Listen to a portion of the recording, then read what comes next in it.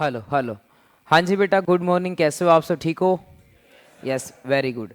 तो सबसे पहले जो है वो ये बात करते हैं कि भाई आप लोग घर से पढ़ के आए होंगे और अपना मुझे बताएंगे, सुनाएंगे, कुछ ना कुछ आपसे सुनेंगे, फिर आगे की बातें करेंगे। तो चलो पहले ना आपसे डाउट वगैरह भी ले लेता हूँ और टारगेट बता देता हूँ आपको, कम से कम 60 मार्क्स तो लाना ही है। अच्छा जी, आप पहले वो बताइए मुझे कि आपके जो डाउट्स हैं घर से पढ़ के आए होंगे, तो पेज नंबर मैंने आपको आई थिंक 1.1 करा दिया था, तो 1.1 पे कोई डाउट हो तो बताइए। नहीं है। Second page? नहीं है। थर्ड पेज हो गया था क्या? पूरा नहीं हुआ था या हो गया था? हाँ, हाफ हुआ था। यहाँ तक मैंने बता दिया था। और ये वाला भी अभी बताना था मैंने एक्ट्स के बारे में, तो ये डिस्कशन चल रही थी। ठीक है, तो यहाँ तक कोई डाउट हो तो बेटा? कोई डाउट नहीं है, ठीक है। इसके अलावा अब अपन आते हैं नेक्स्ट बात पे, जो कि है आपका, मैं थोड़ा सा रिवाइज करा देता हूँ आपको। आज सुनने का नहीं सुनता हूँ क्योंकि कुछ नया कराया ही नहीं था कल ज़्यादा कुछ, तो इसलिए क्या ही करेंगे सुन के। तो थोड़ा सा आपको मैं रिवाइज करा देता हूँ, फिर आगे की बातें करेंगे। और हाँ, तो अपन ने कल क्या टॉपिक किया था? तो हमने एक तो पहले आपकी जो परसों वाली क्लास थी वहां पर ये किया था कि भाई डायरेक्ट टैक्सेस क्या होते हैं, इनडायरेक्ट टैक्सेस क्या होते हैं, दोनों में क्या डिफरेंस है, वो सारी बातें की थी। इसके अलावा फिर कल जो मैंने शुरुआत की थी वो ये वाला टॉपिक था।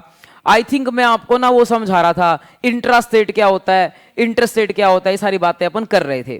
तो आइए उसी को टेकअप करते हैं। और वो मैं आपको थोड़ा सा अपना लिखवा रहा था, और मैंने बोला था कि बुक में है पढ़ा, आपको नोट करने की कोई ज़रूरत नहीं है। वो सब चीज़ें तो हैं, आपको नोट करने की ज़रूरत नहीं है, लेकिन स्टिल अपना मैं आपको रिवाइज कराता हूँ कल मैंने क्या बताया। तो सबसे पहले अपन बात करते हैं इंट्रा स्टेट की। तो कल मैंने आपको इंट्रा स्टेट के बारे में बता रहा था। इंट्रा स्टेट के बारे में मैंने क्या बताया था? व्हेन दो चीज़ें थी बेटा। वो दो चीज़ें क्या थी? व्हेन एलओएस एंड पीओएस, ये दो चीज़ें थी बेटा। एलओएस की फुल फॉर्म थी location of supplier. Location of supplier, when location of supplier, location of supplier. And दूसरा मैंने बताया था पीओएस। पीओएस क्या था? Place of supply. Place of supplier नहीं, प्लेस ऑफ सप्लाई, सप्लाई का प्लेस। और मैंने बोला था कि एक बारी के लिए इसका पूरा, वैसे तो चैप्टर आएगा मैं आपको समझाऊंगा कि what is place of supply, लेकिन एक बारी के लिए आप प्लेस ऑफ सप्लाई को क्या मान लो, आप इसको जो है रेसिपिएंट की लोकेशन मान लो कि रेसिपिएंट कहाँ का है, तो ये मान लो। तो मैंने बोला था अगर ये दोनों चीजें कहां पर हैं? सेम स्टेट में है, या तो सेम स्टेट में है या फिर सेम यूटी में है, तो उस केस में अपन इसको क्या बोलते हैं बेटा? इंट्रा स्टेट बोलते हैं। इसके अलावा फिर मैंने बोला था कि भाई सेम स्टेट में का एग्जांपल कि हरियाणा का बंदा हरियाणा में सप्लाई कर रहा है, या हरियाणा का बंदा पंजाब का बंदा पंजाब में सप्लाई कर रहा है, तो उसको अपन बोलते हैं अपना इंट्रा स्टेट। और इंट्रा स्टेट में क्या लगता था, कौन सा टैक्स लगता था इंट्रा स्टेट में? सीजीएसटी और एसजीएसटी, ये दोनों लगते हैं। अच्छा, ये भी बता देता हूं मैं आपको कि सीजीएसटी और एसजीएसटी दोनों क्यों लगते थे। तो मैंने बताया था कि भाई जब जीएसटी आया तो सेंट्रल गवर्नमेंट को भी बहुत सारे टैक्सेस जो है वो क्या करने पड़े, सैक्रिफाइस करने पड़े, छोड़ने पड़े। कल मैंने वो 6 टैक्सेस की लिस्ट बताई थी, हालांकि वो शायद पढ़ा भी दिए थे, मेरे को याद आ रहा है मैंने पढ़ा भी दिए थे। तो वो 6 टैक्सेस की लिस्ट बताई थी कि सेंट्रल गवर्नमेंट को कौन कौन से 6 टैक्सेस जो है वो छोड़ने पड़े, और क्या कहते हैं अपना स्टेट गवर्नमेंट को भी 6-7 टैक्सेस छोड़ने पड़े, उनके कद कैंसिल करने पड़े। तो जब उनको बराबरी का नुकसान हुआ है, जीएसटी आने की वजह से स्टेट गवर्नमेंट को भी नुकसान हुआ है, सेंट्रल गवर्नमेंट को भी नुकसान हुआ है, इसीलिए हम जब जीएसटी लेकर आए तो हमने बोला कि हम जीएसटी ऐसा लेकर आएंगे जो कि डुअल जीएसटी होगा। डुअल जीएसटी का मतलब होता है एक ही ट्रांजैक्शन पे 2 जीएसटी लगेंगे, सीजीएसटी भी लगेगा और एसजीएसटी भी लगेगा, और ये आधा आधा होगा। सपोज कीजिए 5% जीएसटी का रेट है, तो 2.5% क्या रहेगा आपका? सीजीएसटी रहेगा, और 2.5% क्या रहेगा? एसजीएसटी रहेगा। 18% रेट है तो 9% सीजीएसटी रहेगा, और 9% क्या रहेगा? एसजीएसटी रहेगा। तो इस तरीके से जो है मैंने आपको बताया था। हाँ, तो ये आपका था। अच्छा, तो आधा आधा इसलिए होगा क्योंकि सेंट्रल गवर्नमेंट ने भी बहुत सारे टैक्सेस को क्या किया है? सैक्रिफाइस, और स्टेट गवर्नमेंट ने भी बहुत सारे टैक्सेस को क्या किया है? सेक्रीफाइस। तो इसीलिए दोनों ने सेक्रीफाइस किया है, तो दोनों को बराबर बराबर का हिस्सा मिलेगा, आधा स्टेट को आधा सेंटर को। तो ये वाली बातें मैंने आपको बताई थी। फिर इसके बाद आते हैं सेम यूटी। अगर क्या कहते हैं सेम यूटी की बात करें तो उस केस में क्या लगता था, सीजीएसटी और साथ में यूटी जीएसटी के बारे में बताया था मैंने कि यूटी जीएसटी लगता था। तो यहां यूटी जीएसटी क्यों लगता है, क्योंकि भाई यूटी के केस में जैसे चंडीगढ़ यूटी है या फिर अपना लद्दाख यूटी है, तो उनके केस में क्या है कि वो यूटीज जो होते हैं उनकी अलग से सरकार नहीं होती, तो उनका पैसा सेंट्रल गवर्नमेंट के पास नहीं जाएगा। जो यूटी जीएसटी है ना, इसका पैसा भी सेंट्रल गवर्नमेंट के पास ही जाएगा, स्टेट गवर्नमेंट के पास नहीं जाएगा। क्योंकि यूटीज के केस में स्टेट होते ही नहीं है, इनकी गवर्नमेंट होती नहीं है। जैसे चंडीगढ़ है, चंडीगढ़ को कौन चला रहा है, सेंटर ही चला रहा है। तो चंडीगढ़ का जो फंड है वो सेंटर ही मैनेज कर रहा है। ये लद्दाख का जो फंड है वो सेंटर ही मैनेज कर रहा है। उनके खुद के जो है अपना मुख्यमंत्री नहीं होता। कभी सुना आपने चंडीगढ़ का मुख्यमंत्री? ये तो राज्यों के होते हैं ना मुख्यमंत्री। तो अपना चंडीगढ़ का कोई मुख्यमंत्री नहीं है, तो चंडीगढ़ को जो है चलाने वाला वो सेंटर ही है। इसीलिए जो सीजीएसटी का पैसा है वो तो सेंटर का है ही, यूटीजीएसटी का पैसा भी सेंटर के पास जाएगा, बट सेंटर इसको क्या करेगा, यूटीज की विकास में, यूटीज की डेवलपमेंट में लगाएगा। तो इस तरीके से जो है अपना सीजीएसटी और यूटीजीएसटी लगता है। बट अब इसके बाद अगली बात पे आते हैं, वो भी आधा आधा लगता है, बराबर बराबर लगता है। जैसे अपना 5% रेट है तो 2.5 हो गया, और अपना अभी थोड़ी देर में मेरे को बताना, मैं आपको आज रेट्स के बारे में बताऊंगा कि जीएसटी में कौन कौन से रेट लगते हैं। जैसे अपना वो सारा बताऊंगा, 5% है, 12% है, क्या है वो आपको बताऊंगा। तो खैर हाँ जी, इंटरस्टेट की बात करते थे। तो इंटरस्टेट की क्या डेफिनेशन होती है, क्या आपको याद है इंटरस्टेट की डेफिनेशन? हाँ जी सर, अगर दिल्ली का केस है तो वो यूटी जीएसटी वहां पर जाएगा दिल्ली की गवर्नमेंट के पास, क्योंकि दिल्ली की तो गवर्नमेंट है और वो यूनियन टेरिटरी भी है। दिल्ली यूटी नहीं है, दिल्ली को स्टेट के बराबर माना जाता है, वो मैं थोड़ा आगे चल के आपको बताऊंगा। ऐसे 2 यूटीज हैं, दिल्ली और क्या कहते हैं अपना जम्मू कश्मीर।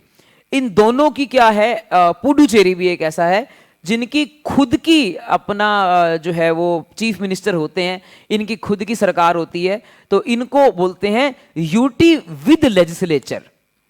तो एक आपको कॉन्सेप्ट बताऊंगा, एक होता है यूटी विदाउट लेजिस्लेचर, जैसे कि चंडीगढ़ है, लद्दाख है, दमन एंड दीव है, और अंडमान निकोबार है, और एक होता है यूटी विद लेजिस्लेचर। इसमें 2 आते हैं, दिल्ली हो गया और क्या कहते हैं जम्मू कश्मीर तो है ही स्टेट, और एक तीसरा पुडुचेरी हो गया। ये 2 ऐसे हैं जिनके खुद के चीफ मिनिस्टर हैं, इनके खुद के सारे मंत्री हैं, इनके खुद के एमएलए हैं, इनका खुद का जो है अपना विधानसभा भी है, तो ये इनका खुद की कानून होते हैं। तो मतलब ये कि दिल्ली को अपन जो है तो वो यूटी, बट उसको स्टेट माना जाता है। क्यों? क्योंकि उसके अंदर ना उनका खुद का लेजिस्लेचर है। तो इसीलिए दिल्ली के अंदर अगर आप जाओगे और दिल्ली में कोई भी चीज खरीदोगे तो सीजीएसटी और यूटीजीएसटी नहीं लगेगा, एसजीएसटी लगेगा, क्योंकि दिल्ली को किसके बराबर माना जाता है, स्टेट के बराबर। तो ये सारे मैं अपना बता दूंगा, बुक में अपना लिखा हुआ है कि भाई इतने स्टेट हैं, 3 जो है वो यूटी विद लेजिस्लेचर हैं, इतने 5 जो है वो यूटी विदाउट लेजिस्लेचर हैं। तो इन 5 में अगर ट्रांजैक्शन होगी तो यूटीजीएसटी लगेगा, इन 3 में होगी तो एसजीएसटी लगेगा, और बाकी जो स्टेट है वहां तो लगेगा ही क्या, एसजीएसटी। ये बात है। सर, एक बात पूछनी थी, वो आपने फर्स्ट क्लास बताई थी, उसमें आपने बोला था सुप्रीम कोर्ट होता है, वो जो बोल देता है वो माना जाता है। जैसे वो अभी क्या था, राबड़ी हिल्स का काम हुआ था, तो सुप्रीम कोर्ट ने अपनी बात वापस ली, तो वो केस अलग है। वापस ली बात, वो तो सुप्रीम कोर्ट को ही लगा होगा कि भाई ये ठीक नहीं है, तो उन्होंने वापस ले ली। अदरवाइज सुप्रीम कोर्ट की जो वर्डिक्ट होती है, जो उनका कहना होता है, वो लॉ ऑफ द लैंड यानी कि इंडिया का कानून माना जाता है। चाहे वो कोई भी बात के ऊपर अपना कोई भी बयान देंगे, कोई भी वो केस की सुनवाई कर रहे हैं, उसमें कोई भी बयान आएगा तो वो इंडिया का कानून माना जाता है। अगर वो अपनी बात ही वापस ले लेते हैं वो अलग बात है। जैसे उन्होंने ये भी बोला था कुत्तों को पकड़ लो दिल्ली से, फिर उसके बाद जो है क्या कहते हैं सब ने धरने प्रदर्शन वगैरह किए, तो उन्होंने अपनी बात को वापस ले लिया कि भाई चलो छोड़ो यार, रहने दो। तो ये तो जनरल बातें हैं ना, इसमें कोई एक्ट की बात नहीं है। कुत्तों को पकड़ लो टेम्परेरी बात है। सुप्रीम कोर्ट ने बोल दिया कि भाई पोल्यूशन बहुत ज्यादा हो रहा है दिल्ली में, पोल्यूशन कंट्रोल कर लो। ये तो एक जनरल बात है, ये कोई कानून थोड़ी ना बन गया। ठीक है, कानून तो क्या चीज है कि भाई कोई एक्ट के बारे में कुछ बोला, कोई एक्ट के बारे में कुछ बोला, कोई जीएसटी के बारे में कुछ बोला, कोई आपके कंपनीज एक्ट के बारे में कुछ बोला, उसकी बात हो रही है। ये तो जनरल स्टेटमेंट्स हैं, और ये कोई उन्होंने डिसीजन थोड़ी ना दिया है कि भाई कुत्ते नहीं पकड़ोगे तो जेल हो जाएगी, ऐसा कुछ स्टेटमेंट थोड़ी ना दिया है। वो जस्ट एक जनरल बात बोली है। ठीक है, हाँ जी। जो अभी यूजीसी लेके आए थे, उसके ऊपर जो स्टे लगाए है वो यूजीसी, हाँ, तो ये जितनी भी चीजें हैं भाई, चाहे स्टे लगाओ चाहे कुछ भी लगाओ, वो सारी यही चीजें हैं कि भाई जो कोर्ट ने बोल दिया वो फाइनल है। अगर कोर्ट ही खुद चेंज होना चाहे वो अलग बात है, बट जो कोर्ट ने बोल दिया वो फाइनल है। अगर कोर्ट ही खुद चेंज करना चाहे कि नहीं जी जो मैंने बोल दिया वो गलत बोल दिया, चेंज करता हूं मैं, तो कोर्ट तो चेंज कर ही सकता है, उसकी बात नहीं है। बात यह है कि कोई और बंदा चेंज नहीं कर सकता, मैं उसके अगेंस्ट नहीं जा सकता। कोर्ट ने बोल दिया कि भाई मान लो अपना जैसे कोई कानून बना दिया कि हिंदू के बारे में बोला हुआ है कि भाई हिंदू जो है वो एक ही शादी कर सकते हैं, अगर मैं 2 शादी करता हूं तो वो अपना गलत है। तो कहने का मतलब क्या है कि जो कोर्ट ने बोल दिया वो कोर्ट तो चेंज कर ही सकता है। हो सकता है 20 साल बाद 2 शादियां अलाउ कर दे, मैं ये नहीं कहता। तो कोर्ट ही कुछ चेंज कर दे, उसमें मैं कुछ नहीं कर सकता। बट जब तक कोर्ट अपना एक बयान दे रखा है वो अपना कानून बन के रहेगा इंडिया के अंदर। नेक्स्ट अपन बात कर रहे थे इंटरस्टेट के बारे में। अब इंटरस्टेट क्या होता है बेटा? इंटरस्टेट का मतलब होता है कि जब एलओएस एंड पीओएस ये दोनों कहां हो, या तो हो बिटवीन टू डिफरेंट स्टेट्स, या तो 2 अलग अलग स्टेट्स हो, या फिर बिटवीन 2 डिफरेंट यूटीज, या फिर between 1 state and 1 UT. Example के तौर पे 2 डिफरेंट स्टेट का मतलब कि भाई अगर मान लो हरियाणा का सामान पंजाब बिक रहा है, ठीक है, तो भी क्या लगेगा? तो भी इंटरस्टेट बोला जाएगा। और उस केस में क्या लगता है? तो इन तीनों के केस में आईजीएसटी लगता है। दूसरा, मान लो 2 डिफरेंट यूटी, यानी कि पंजाब का सामान चंडीगढ़ का सामान अगर लद्दाख बिकता है तो वहां पर भी क्या लगेगा? आईजीएसटी। एक स्टेट हरियाणा का सामान चंडीगढ़ बिके या चंडीगढ़ का सामान हरियाणा बिके तो वहां पर भी क्या लगेगा? आईजीएसटी लगेगा। अब थोड़ा सा मैं आपको यह बताता हूं कि भाई आईजीएसटी क्यों आया। इसके बारे में कल थोड़ा सा शायद बताया था कि भाई ना पहले ना एक डिस्प्यूट चलता था। कौन सा डिस्प्यूट चलता था? कि भाई हमारे पास 2 राज्य थे, कल मैंने उसका डायग्राम भी बनवाया था। तो मैंने कहा एक राज्य है मान लो यूपी और दूसरा राज्य है मान लो महाराष्ट्र। प्रोडक्शन जो हो रही है वो तो कहां हो रही है? महाराष्ट्र में, लेकिन कंजम्पशन कहां हो रही है? यूपी के अंदर। तो महाराष्ट्र की सरकार तो क्या बोलती थी कि इसका जो पैसा है, टैक्स का पैसा, वो किसको दो? ओरिजिन वाले स्टेट को, महाराष्ट्र को। और जो अपना डेस्टिनेशन थी यानी कि जो यूपी है वो बोलता था कि हमारा इसका पैसा जो है वो किसको दो? हमारे को दो। और पहले जमाने में ना जब भी इंटरस्टेट होता था तो उस पे ना सीएसटी नाम से एक टैक्स था, वो लगता था। सीएसटी का मतलब है सेंट्रल सेल टैक्स है। तो वो भी क्या कहते हैं? सेल टैक्स, बट वो सेंट्रल लेवल का था। सेंटर उसको इकट्ठा करता था और इकट्ठा करके वो जो ओरिजिन वाला स्टेट है उसको दे देता था। यानी कि महाराष्ट्र और दूसरा जो अगर यूपी की बात करेंगे तो किसको दे दिया जाएगा? वो महाराष्ट्र को दे दिया जाएगा। सीएसटी लगता था। बट अब जो है जब जीएसटी आया तो जीएसटी के अंदर हम सीजीएसटी और एसजीएसटी लगा नहीं सकते थे। सीजीएसटी और एसजीएसटी क्यों नहीं लगा सकते थे? आईजीएसटी इसमें इंटर के केस में। तो इंटर के केस में अगर सीजीएसटी और एसजीएसटी लगाते तो वहां पर डिस्प्यूट होता। क्या डिस्प्यूट होता? ये डिस्प्यूट होता कि भाई जो सीजीएसटी का पैसा है वो तो सेंटर के पास जाएगा और एसजीएसटी का पैसा किसके पास जाता होता है? स्टेट के पास। जैसे मान लो महाराष्ट्र का बंदा है, महाराष्ट्र का सप्लायर है, यूपी में बेच रहा है, तो एसजीएसटी का पैसा कहां पे जाएगा? एसजीएसटी का पैसा किसके पास जाएगा? जहां का सप्लायर है, क्योंकि सप्लायर जहां का होगा जीएसटी नंबर भी कहां का होगा? वहीं का। क्योंकि जीएसटी नंबर किसको लेना पड़ता है? सप्लायर को या रेसिपिएंट को? सप्लायर को। तो इसका मतलब ये कि अगर महाराष्ट्र का सप्लायर है तो फिर जीएसटी नंबर भी कहां का मिलेगा? महाराष्ट्र का। और अगर महाराष्ट्र का जीएसटी नंबर है तो इस केस में अगर यहां अपन क्या लगा देंगे? सीजीएसटी और एसजीएसटी। किस केस में? महाराष्ट्र का सामान कहां बिक रहा है? यूपी। यहां सीजीएसटी और एसजीएसटी लगा देंगे तो एसजीएसटी का पैसा किसके पास चला जाएगा? महाराष्ट्र के पास। और महाराष्ट्र गवर्नमेंट फिर यूपी वालों को नहीं देगी, वो देगी नहीं। तो इसलिए बीच में पहले कौन आ गया? सेंटर। सेंटर ने कहा छोड़ो तुम दोनों, लड़ाई छोड़ो, पैसा किसको दे दो? पहले मेरे को। तो पैसा जो है आईजीएसटी का जो है किसके पास चला गया? तो आईजीएसटी के 2 हिस्से हो जाते हैं। पहले इस पैसा ये सेंट्रल गवर्नमेंट ले लेती है और सेंट्रल गवर्नमेंट फिर बाद में क्या करती है? इस पैसे को डिवाइड कर देती है। कैसे डिवाइड करती है? अपना आधा पैसा, आधा किसके पास? आधा सेंट्रल गवर्नमेंट रखती है और बाकी आधा स्टेट गवर्नमेंट। कौन से स्टेट को? कल आपको बताया था डेस्टिनेशन वाले स्टेट को बाकी का आधा पैसा दे दिया जाता है। इसीलिए अपना जीएसटी को बोलते हैं अपन डेस्टिनेशन बेस्ड टैक्स। क्या बोलते हैं? Destination based tax. तो ये सारी बातें कल कराई थी, इसमें कोई डाउट है तो बताइए। यहां तक हो गया था ना कल? ठीक है, अब आगे चलते हैं। तो अब आगे चलते हैं और यहां पर 4 तरह के टैक्स लिखे हुए हैं। देखो क्या क्या लिखा रखा है। एक तो लिखा रखा है आपका सीजीएसटी, ये तो बता दिया सीजीएसटी के बारे में। पहले बिल लिख रखा है, पहले बिल बनते हैं, बिल बनने के बाद उसको एक्ट बनता है। एक्ट कैसे बनता है? पहले क्या अपना लोकसभा, फिर राज्यसभा, फिर उसके बाद पार्लियामेंट में, पार्लियामेंट के बाद प्रेसिडेंट साइन करते हैं। ऐसे लिख रखा है आईजीएसटी और लिख रखा है यूटीजीएसटी। इनके बारे में तो मैंने बता दिया, आईजीएसटी के बारे में भी, यूटीजीएसटी के बारे में भी। और एक चीज के बारे में नहीं बताया, वो है ये कंपनसेशन टू स्टेट्स। ये क्या है ये आपको बताता हूं। और इससे पहले एक और बात भी बताता हूं, वो ये है कि एसजीएसटी भी तो लगता है, एसजीएसटी भी लगता है, वो यहां पर लिख नहीं रखा, एसजीएसटी भी लगता है। एसजीएसटी क्या होता है बेटा? हर स्टेट का एसजीएसटी अलग है, हर स्टेट का एसजीएसटी एक्ट अलग है। ऐसा क्यों है? क्योंकि जो जीएसटी है उसमें आपको जो जीएसटी नंबर लेना पड़ता है, यानी कि जो रजिस्ट्रेशन कराना पड़ता है, वो हर स्टेट का जीएसटी नंबर आपको अलग लेना पड़ता है। वैट में भी ऐसे होता था। मैं थोड़ा और बताता हूं आपको डिटेल में इस पॉइंट को, क्योंकि ये पूरा, इसका पूरा बड़ा चैप्टर भी आएगा अब आगे जाके। अभी हम पहला चैप्टर कर रहे हैं तो हर चीज की छोटी छोटी बेसिक बेसिक चीजें हम समझ रहे हैं। तो बेटा सबसे पहले मैं आपको बता रहा था कि वैट के टाइम पे, और उससे पहले एक्साइज की बात करूं। एक्साइज कौन से लेवल का टैक्स है बेटा? सेंट्रल लेवल का। तो एक्साइज के केस में पूरे इंडिया में एक ही नंबर लेना पड़ता है एक्साइज का, क्योंकि वो कौन से लेवल का टैक्स है? सेंट्रल लेवल का। इनकम टैक्स कौन से लेवल का टैक्स है?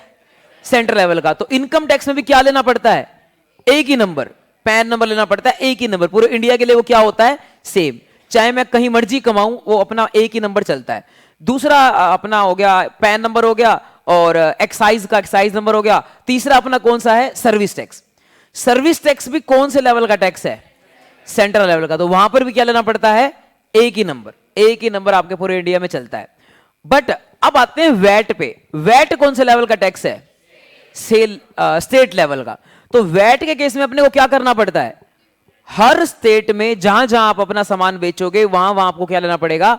वैट नंबर लेना पड़ेगा। और उसमें दिक्कत क्या आती है? दिक्कत ही आती है कि भाई मान लो मेरे रिलायंस की देखो जैसे बात करोगे तो 28 स्टेट, 29 स्टेट है इंडिया में, हर जगह लगभग रिलायंस का क्या होगा? रिलायंस फ्रेश, जियो मार्ट खुले हुए होंगे। तो उनको हर स्टेट में क्या लेना पड़ेगा? हर स्टेट में क्या लेना पड़ेगा? डिफरेंट वैट नंबर लेना पड़ेगा। और डिफरेंट वैट नंबर लेने की वजह से मान लो मोटा मोटी 20 स्टेट में भी लेना पड़े, 20 स्टेट में उनका ऑफिस है तो 20 स्टेट में लेना पड़े, तो 20 स्टेट में उनको वैट नंबर लेना पड़ेगा। और 20 स्टेट में ही क्या भरनी पड़ेंगी? रिटर्न्स भरनी पड़ेंगी। कल आपको सिखाया था ना रिटर्न क्या होती है, प्रोसेस सिखाया था टैक्स का। सबसे पहले अपना वो होता है चार्ज होता है, चार्ज होने के बाद क्वांटिफाई, इनवॉइस में क्वांटिफाई करते हैं, टैक्स निकालते हैं। उसके बाद अपना क्या करते हैं? रिटर्न। उसके बाद अपना पेमेंट करते हैं पहले टैक्स की, उसके बाद रिटर्न भरते हैं, रिटर्न चेक होती है। तो रिटर्न क्या होती है? रिटर्न वो डॉक्यूमेंट होता है जिसमें गवर्नमेंट को क्या मिलती है? इंफॉर्मेशन। किस बात की इंफॉर्मेशन? ये इंफॉर्मेशन कि भाई कितनी सेल थी, कितना जो है टैक्स है, ये सब इंफॉर्मेशन मिलती है। अच्छा, आज कोई नया बच्चा आया है क्या? हाँ जी, 3-4 बच्चे आज आए हैं नए। बेटा प्लीज आप जो है क्या कहते हैं बैकअप ले लीजिए लेक्चर नंबर 1 से लेकर, क्योंकि 3 दिनों में हम बहुत कुछ कर चुके हैं और आज मेरे लिए पॉसिबल नहीं होगा हर चीज रिवाइज करा पाना। तो जितना जल्दी हो सके आप बैकअप ले लीजिए। अगर आप लेट करोगे ना तो उसमें बड़ी दिक्कत आएगी। लेट करोगे तो फिर आपको ना पता क्या लगेगा कि मुझे टीचर का समझ नहीं आ रहा। वो इसलिए समझ नहीं आ रहा क्योंकि भाई आपने लेक्चर 1 नहीं लगाया, तो सीधा आज से कैसे टेकअप करोगे आप। तो इसीलिए आप जो है जितना जल्दी हो सके वो बैकअप कंप्लीट कर लीजिए। आपको बैकअप कंप्लीट कर लोगे तो डेफिनेटली समझ आएगा। किसी भी चीज को रिवर्स करना बहुत मुश्किल है। मैंने आज जो पढ़ाया आप पहले ये पढ़ोगे, फिर इससे पहले वाला पढ़ोगे, दिक्कत आएगी। आप सीक्वेंस में पढ़ो, पहले आप पहला लेक्चर लगाओ, फिर दूसरा, फिर तीसरा, फिर चौथा, इस तरीके से तो आपको डेफिनेटली समझ आएगा। ऐसा हो ही नहीं सकता कि समझ ना आए, क्योंकि मैं तो बेटा ऐसे समझ के पढ़ा रहा हूं कि मेरे पास तो +2 के बच्चे बैठे हैं। मैं आपको ये समझ ही नहीं रहा कि इन्होंने सीए फाउंडेशन क्लियर कर रखी है। बिल्कुल बेस लेवल से पढ़ा रहा हूं। ऑल तो ये सारी बातें, इसमें से काफी बातें सीए फाउंडेशन में बताई हुई हैं मैंने इकोनॉमिक्स के अंदर भी। और दूसरा क्या कहते हैं, ये कहीं ना कहीं अकाउंट्स वाले टीचर ने भी आपको बताया होगा कि सीजीएसटी होता है, एसजीएसटी होता है, अकाउंट्स में एंट्री आती है इस चीज की। बट मैं तो आपको ये समझ के पढ़ा रहा हूं कि भाई मेरे पास तो बच्चे बिल्कुल ही गली में कोई लड़का पकड़ के उसको समझा रहा हूं ना, ऐसी बात कर रहा हूं मैं तो, कि बिल्कुल बेसिक लेवल से पढ़ा रहा हूं। और इवन मैं तो ये भी नहीं समझ रहा कि तुम्हारे को लॉ का कुछ पता है, मैं तो कानून भी समझा रहा हूं कि भाई अपना सुप्रीम कोर्ट होता है, ये होता है, ये सब जनरल नॉलेज होती है, सबको पता होती है। बट मैं तो ये समझ के पढ़ा रहा हूं कि इनको ये भी नहीं पता, जो बताना है मैंने ही बताना है। तो मैं तो इसी लेवल से पढ़ा रहा हूं आपको। और ऐसा ही लेवल मैं चैप्टर नंबर 1 में भी लगाऊंगा, 2 में भी लगाऊंगा, 3 में भी लगाऊंगा। इन तीनों में मैं 10-10 लेक्चर लगाता हूं बेटा। 30 लेक्चर इन 3 चैप्टरों में लग जाते हैं, ज्यादा भी लग सकते हैं 30 से। आपको लगेगा सिलेबस तो हो ही नहीं रहा, 1 महीना हो गया, सर ने तो बोला था क्या कहते हैं अपना कि 3 महीनों में सिलेबस करा देंगे, और 1 महीना इन्होंने पहले चैप्टर 3 चैप्टर में लगा दिया। ऐसा ही होता है, मैं बिल्कुल स्लो कराता हूं, बेस बनता है। जैसे ही वो हो जाता है फिर उसके बाद अपन स्पीड पकड़ लेते हैं। तो इसीलिए क्योंकि आपके लिए बहुत ही नया सब्जेक्ट है, अकाउंट्स आपने फाउंडेशन में पढ़ा, आपकी कोई गलती नहीं है यार, तुमने अकाउंट्स कितनी बार पढ़ रखा है, +1 +2 में पढ़ा, फाउंडेशन में पढ़ा, बट टैक्स आपके जिंदगी में पहली बार आया है। तो मैं ही वो इंसान हूं जो आपको टैक्स सिखाने वाला हूं जिंदगी में पहली बार। जो चीज पहली बार सीखते हैं वो बिल्कुल बारीकी से सीखते हैं। टैक्स आपको जो है हाई लेवल पे टैक्स अपना आगे आएगा फाइनल में, बट बेस तो मैं ही बनाने वाला हूं। और जो मैं टॉपिक्स पढ़ाऊंगा वो फाइनल में नहीं आएंगे, फाइनल में इससे आगे चलेगा। तो इसीलिए जो मैं पढ़ाऊंगा वो सारी जिंदगी तुम्हारे को मेरा ही काम आएगा, ये मेरी किताब ही काम आएगी, मेरा ही काम आएगा। ये चीज आपको आगे दोबारा कोई नहीं पढ़ाएगा इतने बेस लेवल से। तो फाइनल का टीचर तो भाई इससे आगे ही पढ़ाएगा ना, कि जो मैं आपको पढ़ा रहा हूं वो थोड़ी ना पढ़ाएगा। इसीलिए इनकम टैक्स हो या जीएसटी हो, तो आपको जो यहां सीख रहे हो यही आपका एक मेन पिलर बनेगा। जब घर बनता है तो उसकी नींव कितनी स्ट्रॉन्ग बनाते हैं, ऊपर तो इतना मसाला लगाते ही नहीं है जितनी नींव में लगाते हैं। तो वो नींव बन रही है अभी आपकी। शुरू के 30 लेक्चर में अपना 3 चैप्टर कराऊंगा, बिल्कुल स्लो स्लो, आगे फिर अपन स्पीड पकड़ेंगे। तो मैं आपको क्या बता रहा था, किस बारे में बात हो रही थी बेटा, किस बारे में बात हो रही थी? प्रोसेस बता रहे थे। प्रोसेस तो चलो मैंने रिवाइज करा दी। उसके बाद अगली बात क्या सीख रहे थे अपन? तो अपन सीख रहे थे, हाँ जी, बिल थोड़ी ना, बिल तो हो गया था। तो अपन सीख रहे थे, हाँ, तो ये अपन आ गए, हाँ, तो सब कंपेरिजन टू स्टेट्स, इस वाले की बात करनी थी। और उससे पहले जो है अपन बात कर रहे थे, हाँ वो याद आ गया मेरे को, वैट वगैरह की बात कर रहा था। वैट वगैरह के अंदर क्या होता है, कितने सारे जीएसटी नंबर कितने वैट नंबर लेने पड़ते हैं। तो हर स्टेट में क्या लेना पड़ता है बेटा, वैट नंबर लेना पड़ता था। अब उससे क्या समस्या होती है कि मान लो 20 स्टेट में आपका ऑफिस है, कितने स्टेट में ऑफिस है, 20 स्टेट में ऑफिस है, तो 20 जगह वैट नंबर, और 20 की क्या भरनी पड़ती है, रिटर्न। 20 की रिटर्न भरना, और वैट की रिटर्न भी मंथली जाती हो तो महीने में 12 रिटर्न भरनी पड़ेगी, मतलब साल में 12 रिटर्न भरनी पड़ेगी एक वैट नंबर की। अगर आपके पास 20 नए वैट नंबर है तो कितनी रिटर्न भरनी पड़ेगी? जो सीए है भाई वो अपना 10,000 रुपए लेगा कम से कम एक वैट नंबर के, क्योंकि 12 रिटर्न भरनी है साल में। तो अपना जो है, अगर कोई सीए है वो आपकी 20 नंबर है आपके पास, तो 20 मल्टीप्लाई बाय 10,000, ये सारे जो है कितने रुपए, 2 लाख रुपए आ गए क्या? 2 लाख रुपए आपसे ले लेगा कि भाई आपको सारे अपना वैट की रिटर्न भरनी है। तो भाई इतना ज्यादा कंप्लायंस में दिक्कत होती थी पहले के जमाने में। और एक और बात, सीए भी अलग अलग रखने पड़ते थे। सीए क्यों अलग अलग रखने पड़ते थे? तो वैट जो होता है वो क्या होता है, हर स्टेट में अलग अलग रिटर्नें अलग अलग भरनी पड़ती हैं, और सीएस को भी अलग अलग रखना पड़ता है, क्योंकि वैट के जमाने में हर स्टेट के नियम क्या होते थे, अलग अलग होते थे। और अलग अलग नियम होने की वजह से एक सीए को, तो जैसे हरियाणा का सीए है तो उसको हरियाणा का वैट का पता होगा, पंजाब के सीए को पंजाब के वैट का पता होगा, दिल्ली के सीए को दिल्ली के वैट का पता होगा। लेकिन आज जो है वो क्या आ गया है बेटा, जीएसटी। हालांकि जीएसटी में जो एसजीएसटी है वो आज भी एसजीएसटी कौन से लेवल का है, स्टेट लेवल का। आज भी एसजीएसटी कौन से लेवल का है, स्टेट लेवल का। और उसका पैसा किसको मिलता है, स्टेट गवर्नमेंट को। और जो एसजीएसटी एक्ट है वो भी हर स्टेट का क्या है, अलग। लेकिन क्या मैं पंजाब के एसजीएसटी के बारे में जानता हूं? यस। क्यों जानता हूं? क्योंकि आज के जो एसजीएसटी एक्ट है वो सीजीएसटी एक्ट को कॉपी करके बनाए हुए हैं। मतलब गवर्नमेंट ने जीएसटी को आसान बनाने के लिए क्या किया, एक्ट तो अलग अलग बनाए, सीजीएसटी एक्ट अलग बनाया, आईजीएसटी एक्ट अलग बनाया, यूटीजीएसटी एक्ट अलग बनाया, लेकिन सारों के अंदर जो बातें लिखी हैं वो क्या लिखी हैं, सेम। सिर्फ एक एक्ट पढ़ना है आपको, वो कौन सा, सीजीएसटी। बाकी सारे एक्ट अपने आप ही आपको क्या हो जाएंगे, पता लग जाएंगे। क्यों? क्योंकि सब में बातें क्या लिखी हुई हैं, सेम। एक एक वर्ड बिल्कुल कॉपी पेस्ट है, एक एक सेक्शन कॉपी पेस्ट है, सब कुछ सेम है। क्यों क्यों सेम है? क्योंकि भाई साहब उनके मोदी का नारा यही था, वन नेशन वन टैक्स। तो अगर मान लो वो अलग अलग स्टेट में अलग अलग रूल बनाता, फिर तो वैट जैसा बन जाता, फिर फायदा क्या हुआ वैट हटाने का? तो वैट हटाने का यही फायदा हुआ कि हम जीएसटी लेकर आए। हालांकि इसमें एक्ट अलग अलग हैं, सीजीएसटी एक्ट अलग है, आईजीएसटी अलग है, यूटीजीएसटी अलग है, और स्टेट वालों के तो सारे के सारे एसजीएसटी क्या हैं? अलग अलग। 28 स्टेट हैं तो 28 एसजीएसटी हैं, बट सबकी वर्डिंग क्या है? सेम है। सीजीएसटी को क्या करके बनाई हुई है? कॉपी करके। तो इसीलिए हरियाणा जीएसटी हो या पंजाब जीएसटी हो, सबके नियम क्या रहेंगे? सेम। जीएसटी का रेट अगर खाने के ऊपर 5% लगता है, चाहे हरियाणा हो, पंजाब हो, मनाली हो, गुजरात हो, अपना गोवा हो, सारी जगह रेट क्या लगेगा बेटा? 5% ही लगेगा, कोई फर्क नहीं मिलेगा। अंडमान क्यों ना हो, 5% लगेगा।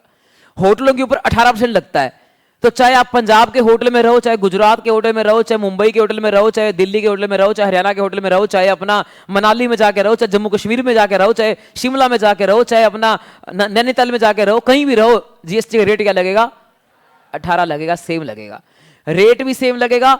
आपका जीएसटी नंबर चाहे कहीं मर्जी हो इंडिया में, तो आपको जो है रिटर्न जो भरनी पड़ेगी वो सेम भरनी पड़ेगी। रिटर्न का फॉर्म सेम है, रिटर्न भरने की वेबसाइट भी सेम है। वेबसाइट बताई थी कि आपको कौन सी है? gst.gov.in।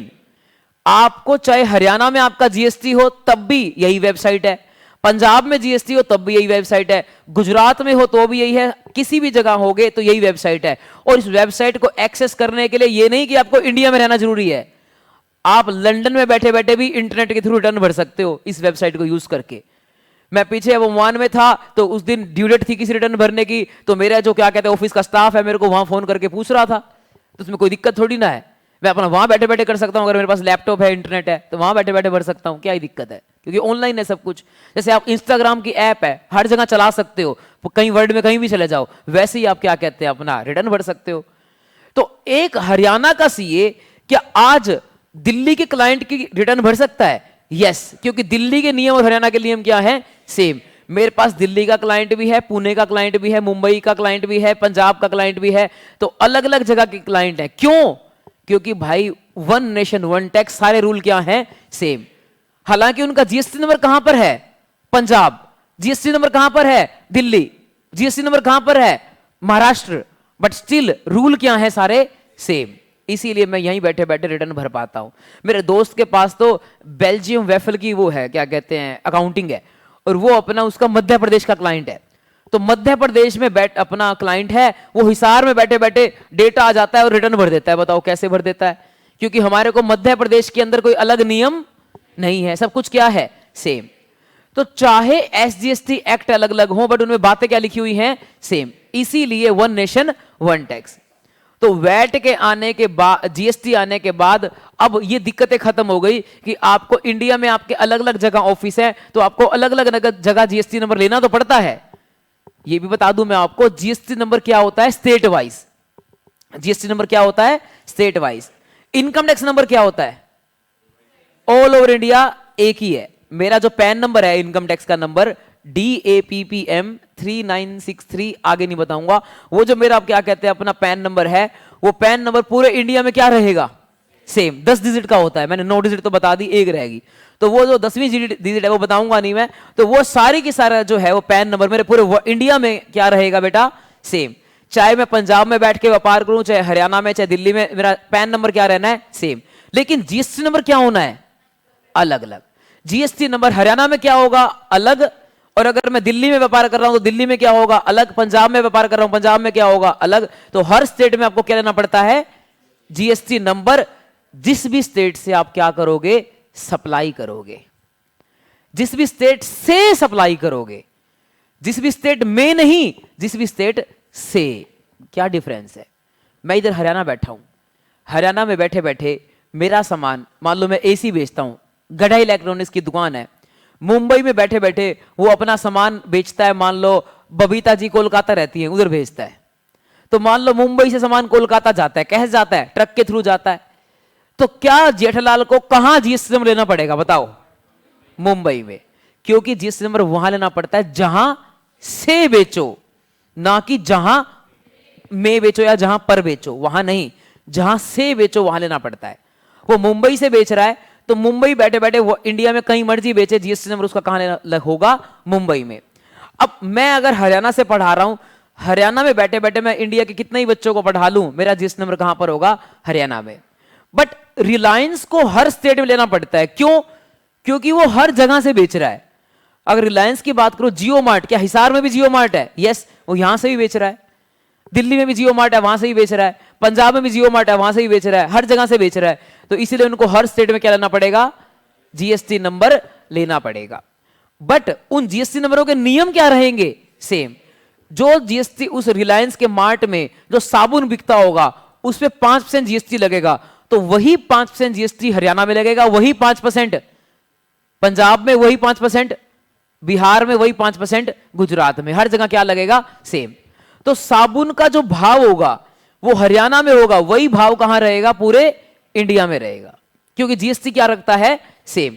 तो जो रिलायंस जो सॉफ्टवेयर यूज करता होगा वो वही सॉफ्टवेयर पूरे इंडिया में क्या कर सकता है, यूज कर सकता है। वैट के टाइम पे ये पॉसिबल नहीं था, बताओ क्यों? क्योंकि हर जगह क्या था, वो अलग अलग था, तो सॉफ्टवेयर में हर जगह अलग अलग रेट फीड करना पड़ता था। अब सब जगह क्या हो गया है, same, one nation one tax.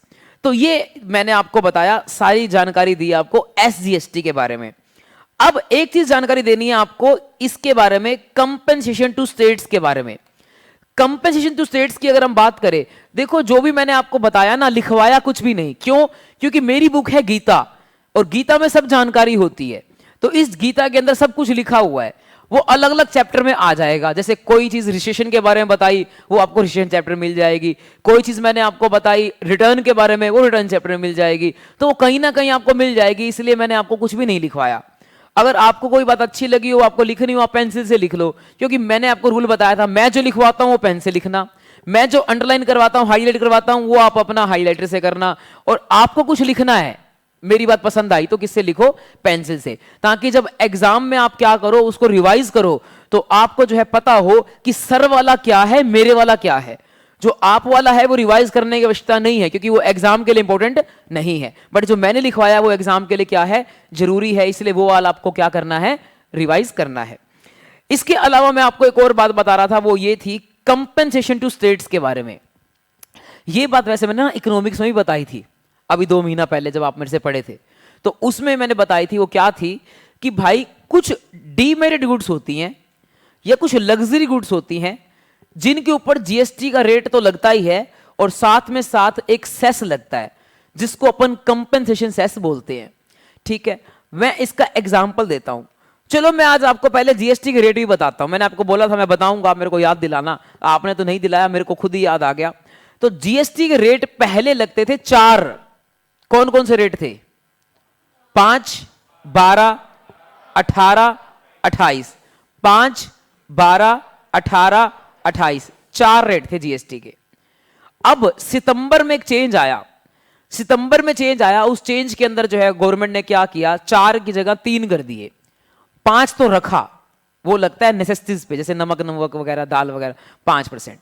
उसके बाद 12 को हटा दिया, 12 की जगह 12 के कुछ आइटम्स को तो मूव कर दिया 18 में, कुछ आइटम्स को मूव कर दिया 5 में, 12 को कंप्लीटली हटा दिया।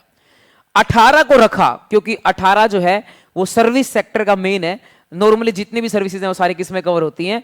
18 में। होटल से लेकर, एयरलाइन से लेकर, अपना पढ़ाने से लेकर, सब किस में कवर होती हैं? 18 में। तो 18 मेन है। और लास्ट जो है रेट था 28। 28 को हटाकर क्या कर दिया गया? 40। हो आप सोचोगे भाई 28 का तो 40 कर दिया, बहुत ज्यादा कर दिया यार, बहुत ज्यादा हो गया, 28 से 40 कर दिया, 12% महंगा हो गया। बट ऐसा है नहीं। पता है क्यों? क्योंकि जो पहले 28% रेट लगता था, उस 28% रेट के साथ साथ कंपेंसेशन सेस भी लगता था। जैसे कि मैं बताता हूं आपको, थार गाड़ी देखो, आप कभी सोचते हो अमेज गाड़ी एकदम पिचकी हुई क्यों है? कभी सोचा आपने?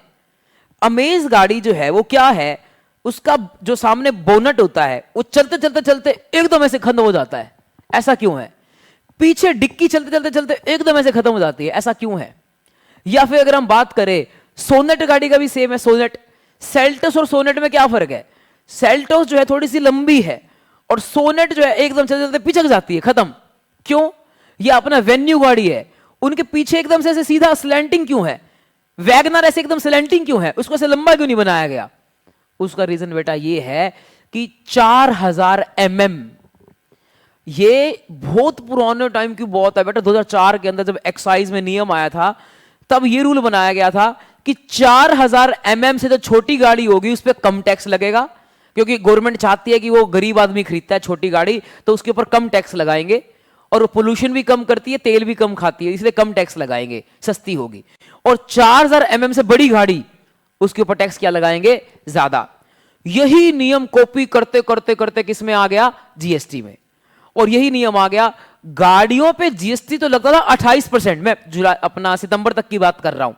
गाड़ियों पे जीएसटी कितना लगता था? 28%। सितंबर 2025 तक गाड़ियों पे जीएसटी लगता था 28%, चाहे छोटी हो चाहे बड़ी। बट उसके बाद लगता था सेस, बड़ी गाड़ी पे सेस लगता था 22% और छोटी गाड़ी पे सेस लगता था 1%। तो छोटी गाड़ी पे टैक्स कितना हो गया? 29%। और बड़ी गाड़ी पे टैक्स कितना हो गया? 22 + 28 50%। थार गाड़ी बेचारी 16 लाख रुपए की आती है, इसमें 50% तो क्या है? टैक्स है।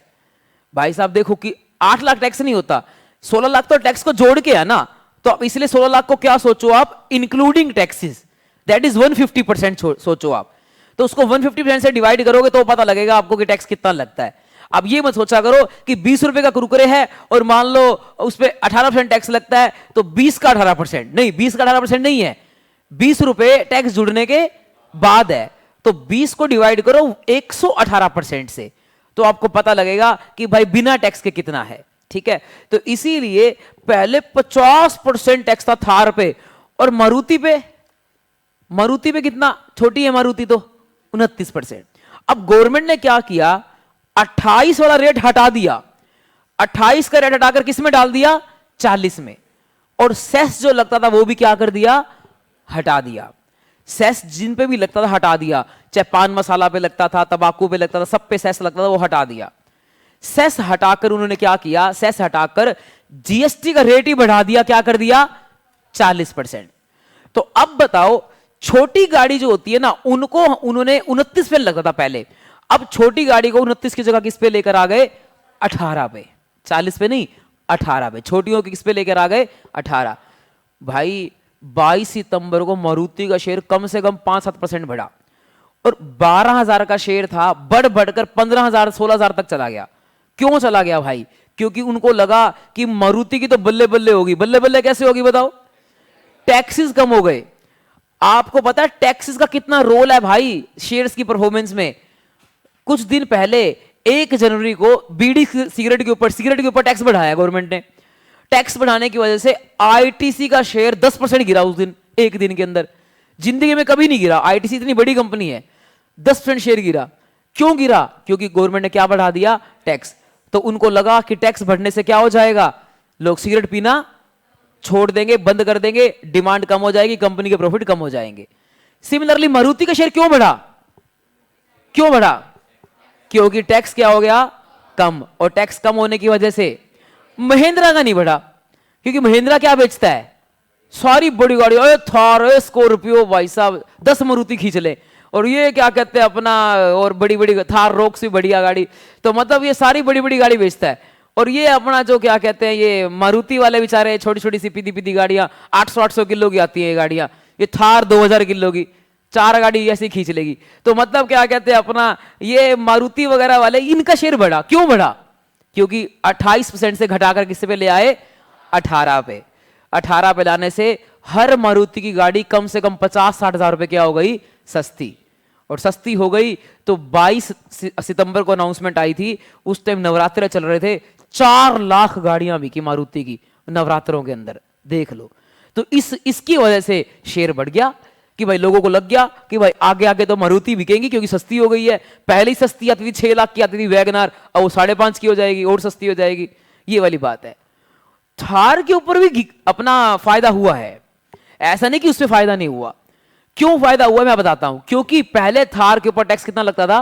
28 + के 22 50, अब 50 की जगह कितना लगेगा 40, क्योंकि कंपनसेशन सेस हट गया और उसकी जगह जो है सिर्फ क्या रह गया, जीएसटी का रेट जो कितना है 40%। तो 40% जीएसटी लगेगा, तो थार के ऊपर भी कितना टैक्स बच गया 10%। बट महिंद्रा का शेयर क्यों नहीं बढ़ा?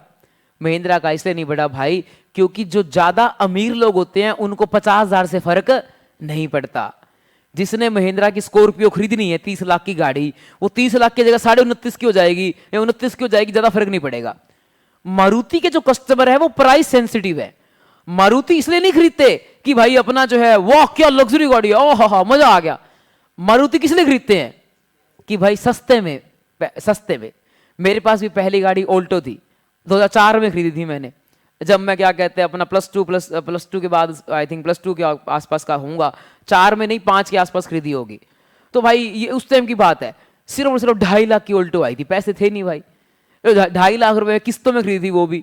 तो अब सोचो 2.5 लाख रुपए क्यों खरीदी मैंने, ये मेरा सपना था आज एक दिन मैं ऑल्टो खरीदूंगा, कभी नहीं था। थार का तो फिर भी था, ऑल्टो का कभी नहीं था। तो ऑल्टो बंदा क्यों खरीदता है? क्योंकि प्राइस सेंसिटिव, सस्ता आता है।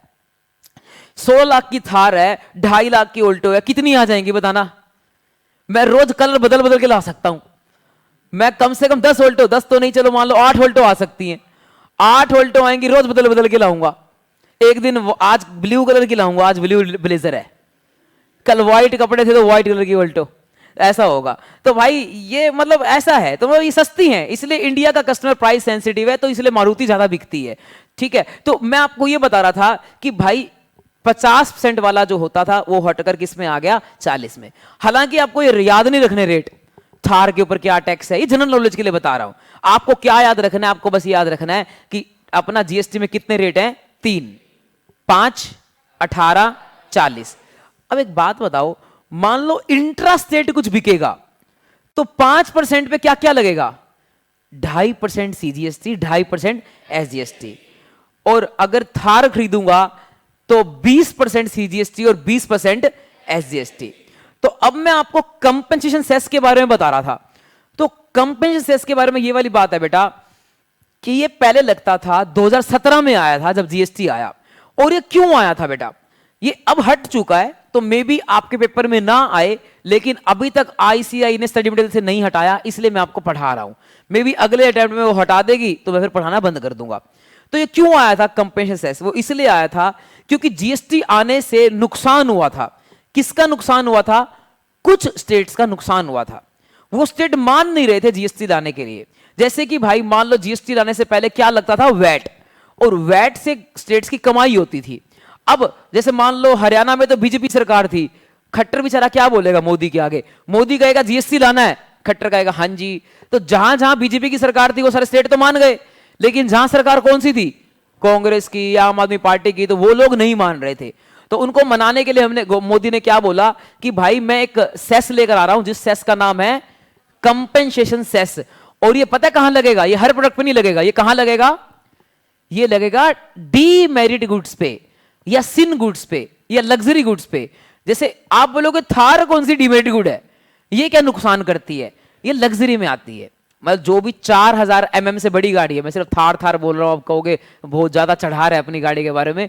आप थार ले लो एग्जांपल, फॉर्च्यूनर ले लो, अपना BMW ले लो, कोई भी गाड़ी का ले लो एग्जांपल। जो भी 4000 से mm से बड़ी गाड़ी आती है वो सारी लग्जरी के अंदर आती है, और उसके ऊपर जो है क्या कहते हैं सेस लगाया जाएगा, लगाया गया था।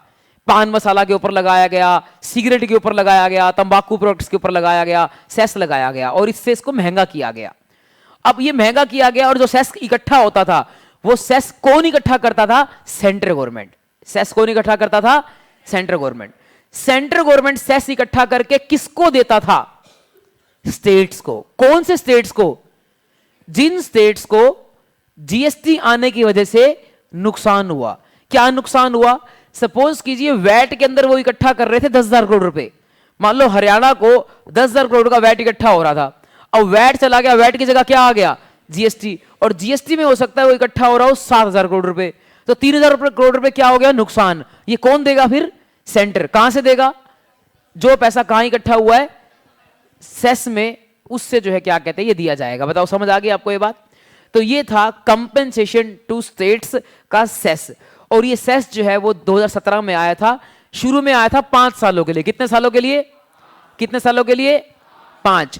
17 से 5 साल कितने कब खत्म होते हैं? लगभग 22 में खत्म होना था।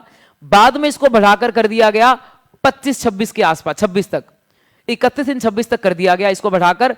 बट निर्मला जी ने अब सही मौके का फायदा उठाया और अपना मार्केट डाउन थी, लोग खरीदारी नहीं कर रहे थे, सब कुछ बहुत दिक्कत आ रही थी, तो उन्होंने जो है मौके का फायदा उठाकर सेस जो है वो क्या कर दिया? खत्म कर दिया। सेस खत्म कर दिया, क्योंकि 26 में तो वैसे ही खत्म हो ही जाना था ये, उन्होंने थोड़ा सा पहले ही खत्म कर दिया, 6 महीने पहले, सितंबर में इसको क्या कर दिया? खत्म कर दिया। अब सेस खत्म हो गया तो गाड़ियां तो हो गई सस्ती, लेकिन क्या सिगरेट भी सस्ती हो गई? निर्मला ताई कहती कि सिगरेट सस्ती हो गई तो हर बच्चा यहां पर सिगरेट पी रहा होगा। जैसे वो लाहौरी जीरा की ऐड आती है ना, जो अपना क्या कहते हैं, गाड़ी चला रहा है तो भी लाहौरी जीरा पी रहा है, कोई अपना हलवाई बना अपना कुछ काम कर रहा है वो भी लाहौरी जीरा पी रहा है, ऐसी हर बंदा सिगरेट पी रहा होगा अगर वो सस्ती हो जाएगी तो गवर्नमेंट ने क्या किया? सिगरेट को सस्ता नहीं किया, गवर्नमेंट ने सेस तो हटा दिया, उस सेस की जगह एक ड्यूटी लगा दी जिसका नाम है NCCD, national calamity contingent duty. National calamity का मतलब इसका पैसा यूज होगा जब देश में विपदा आएगी, पाकिस्तान ने अटैक कर दिया, भूकंप आ गया, तूफान आ गया, कुछ भी आ गया, बाढ़ आ गई, तब यूज होगी। National calamity contingent duty NCCD ये लगा दी। और ये ड्यूटी जो है वो एक्साइज के अंदर आती है। आपको लगेगा सर एक्साइज तो खत्म हो चुका GST आने के बाद, आपने ही तो बोला था। हाँ, मेजॉरिटी ऑफ प्रोडक्ट्स के ऊपर एक्साइज खत्म हो चुका, लेकिन आज भी कुछ प्रोडक्ट्स के ऊपर एक्साइज लगता है। किन के ऊपर लगता है मैं बाद में बताऊंगा। तो एक्साइज आज भी दुनिया में है, तो वो जो एक्साइज लगता है उसके साथ साथ अब क्या लगेगी? NCCD। किन के ऊपर लगेगी? डीमेरिट गुड्स के ऊपर, जैसे पान मसाला गुटखा या सिगरेट्स, इन सब के ऊपर। क्या थार पे भी लगेगी? नहीं, थार डीमेरिट गुड्स नहीं है। थार के ऊपर बस टैक्स का रेट क्या कर दिया गया? 40%। बताओ जी, सारी कहानी समझ आ गई आपको? ठीक है, तो ये था हमारा कंपेंसेशन एक्ट। उस एक्ट को अब हटा दिया गया, उसकी जगह क्या लगा दिया गया? NCCD। चलो जी, इसके अलावा देखो आगे क्या लिखा रखा है, ये GST कब आया ये लिखा रखा है। वैसे ये देखना, जम्मू कश्मीर वाले ना, इन पे बाद में लगता है GST। 8 जुलाई को शुरू हुआ था, बाकी देश में GST शुरू हो गया था 1 जुलाई से, बट जम्मू कश्मीर पे 8 जुलाई। बताना ऐसा क्यों? जम्मू कश्मीर में बाद में क्यों? बेटा आपने सुना होगा आर्टिकल 370, ये क्या था? ये आज से कुछ साल पहले मोदी ने आर्टिकल 370 हटाया। ये था क्या? जब हमारा संविधान बना ना, जम्मू कश्मीर एक्चुअली हमारा इंडिया बना कैसे है? इंडिया बना है, हर अलग अलग राज्य थे और राज्यों में ना कौन राजा जो है वो राज करते थे। तो राजा जो लोग होते हैं ना वो राज करते थे। जम्मू कश्मीर के राजा थे हरि सिंह, वो राज करते थे जम्मू कश्मीर में। गोवा का भी कोई राजा थे, वो गोवा भी बाद में इंडिया का पार्ट बना है।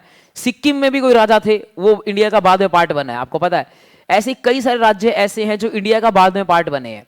तो पहले वहां पर राजा थे, और जब 1947 में इंडिया आजाद हुआ तो लगभग 20-25 राज्य तो मान गए कि हम इंडिया का पार्ट बनना चाहते हैं, कंट्री बनना चाहते हैं, क्योंकि अपना जवाहरलाल नेहरू और बाकी उस टाइम जो भी रहे होंगे उन्होंने समझाया कि भाई अपना इंडिया का पार्ट बन जाओ, अदरवाइज तुम्हारे को कोई ना कोई हड़प लेगा, पाकिस्तान हड़प लेगा।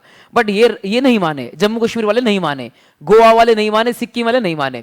सिक्किम को तो मना लिया गया, गोवा को मना लिया गया, लेकिन जम्मू कश्मीर वाले लास्ट तक अड़े रह गए। और बाद में जो है क्या कहते हैं, उनके ऊपर किस अटैक किया था पाकिस्तान ने, तब जाके वो माने कि इंडिया का पार्ट बनेंगे। बट उन्होंने ये बोला कि इंडिया में जो कानून है ना, सारे कानून हमारे ऊपर अप्लाई नहीं करेंगे, हमें जो अच्छा लगेगा वो अप्लाई करेंगे। तो इसीलिए वहां पर एक आर्टिकल था 370 जो ये बोलता था कि जम्मू कश्मीर की मर्जी है, वो इंडिया का अंग नहीं है, अभिन्न अंग नहीं है। जो भी जम्मू कश्मीर की मर्जी होगी, जो कानून अप्लाई करना चाहेगा करेगा, जो नहीं करना चाहेगा नहीं करेगा। तो हर बार वो ऐसे करता था। इंडिया में कोई एक्ट आता था ना, तो जम्मू कश्मीर वाले पता क्या करते थे, उसको बाद में अप्लाई करते थे। उनका मन करेगा तो करेंगे, नहीं करेगा तो नहीं करेंगे। तो इसीलिए GST भी उन्होंने 8 दिन लेट अप्लाई किया। बट जो बाद में अपना मोदी ने जब पूरी बहुमत ले ली और जम्मू कश्मीर में भी मोदी का आई थिंक राज आया, पता नहीं कुछ टाई अप हुआ, ऐसा कुछ हुआ, तो उन्होंने फिर क्या किया, आर्टिकल 370 को एलिमिनेट कर दिया, हटा दिया। आज जम्मू कश्मीर हमारा क्या है, एक इंटीग्रल पार्ट है। आज जम्मू कश्मीर वाले ये नहीं कह सकते कि इंडिया में जो कानून आएगा वो हमारे ऊपर नहीं लगता, ऐसा नहीं कह सकते, उनके ऊपर भी लगता है।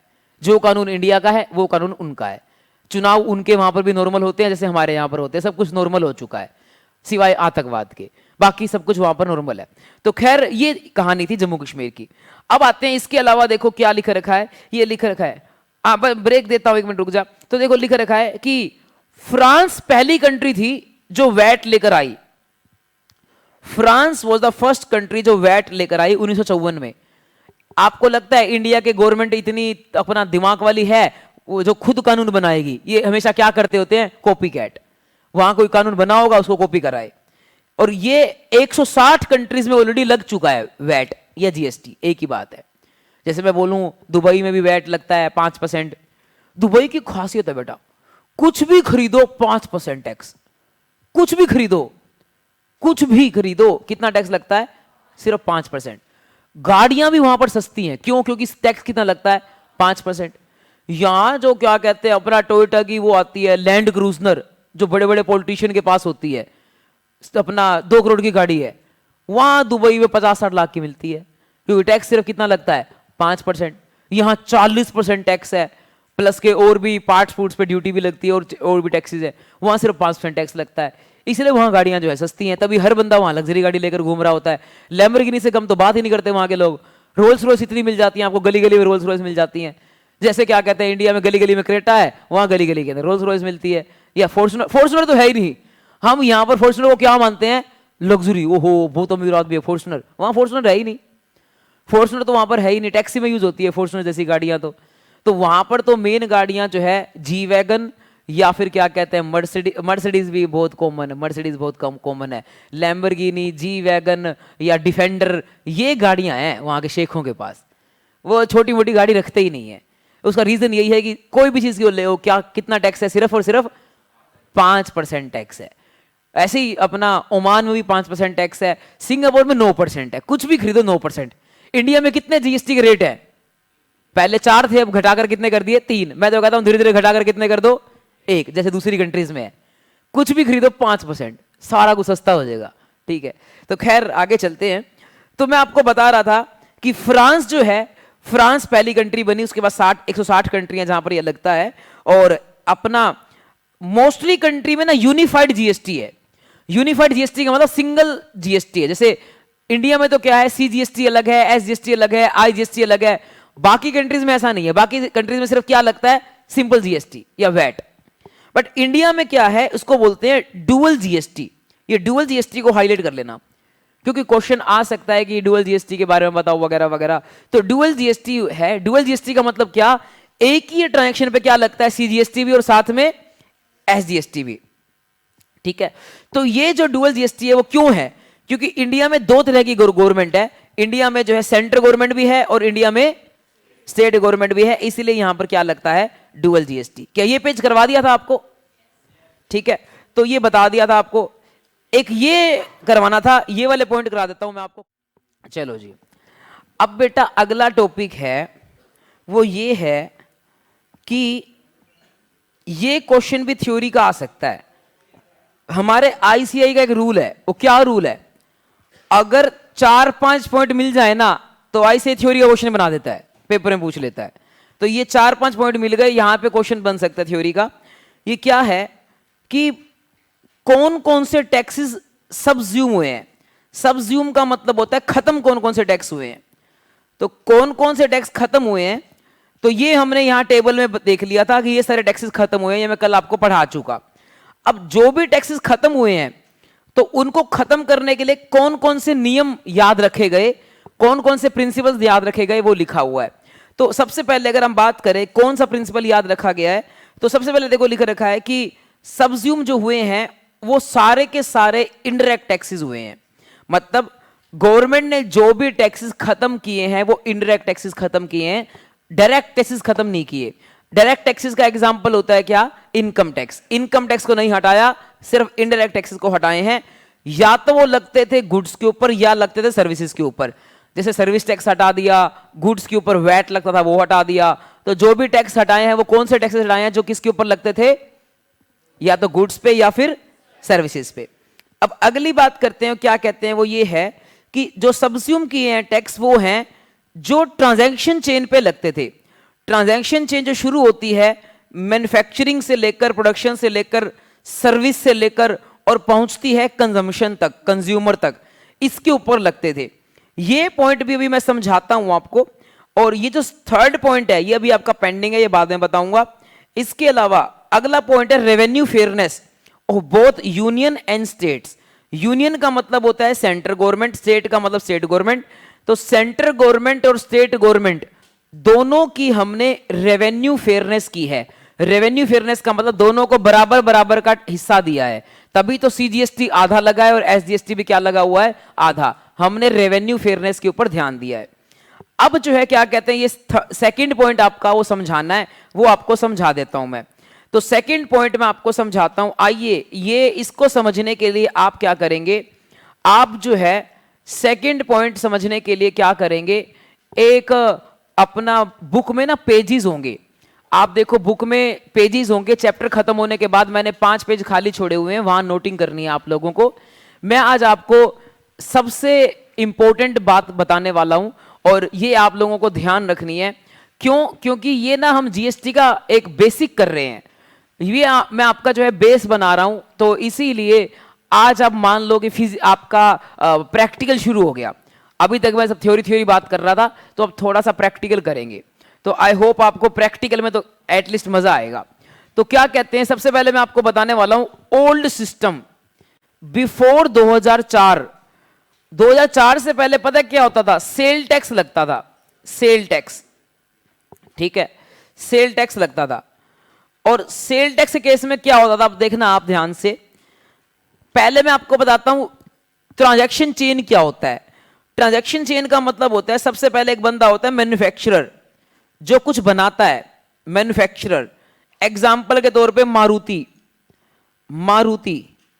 तो मारुति जो है क्या कहते हैं अपना, वो बनाएगा कुछ और वो बनाने के बाद वो सेल करेगा।